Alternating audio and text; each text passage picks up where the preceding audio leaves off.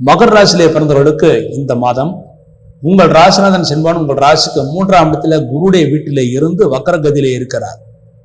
உங்கள் ராசிநாதன் வக்கரகதியிலே இருப்பது அலைச்சலை ஏற்படுத்தி கொடுக்கும், பலவிதமான சிந்தனைகளை கொடுக்கும். ஆனால் குருடைய வீட்டிலே வக்கரகதி அடைவதனால் பெரிய பிரச்சனைகள் ஏற்படுத்தாது. ஆக கவலைப்படுவதற்கு ஒன்றுமில்லை.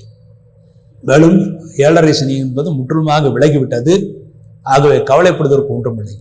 2ஆம் இடத்திலே ராகுபான் இருப்பதால் மற்றவருடன் என்ன பேச வேண்டும், எப்படி பேச வேண்டும், எதை பேச வேண்டும் என்று ஆலோசித்து நிதானித்து பேசுவதுதான் மிகவும் சிறப்பானது. அவசரப்பட்டு நீங்கள் ஏதாவது பேசினால் அதில் பிரச்சனைகளை ஏற்படுத்தி கொடுக்கும். ஆகவே சிந்தித்து செயல்படுவது மிகவும் சிறப்பானது. 2ஆம் இடத்துல ராகுபான் இருந்தாலும் குருவால் பார்க்கப்படுகிறார். ஆகவே தெய்வ பலம் இருக்கிறது. தெய்வ பலத்தினால் நினைத்த காரியத்தை நீங்கள் சாதித்துக் கொள்ள முடியும்.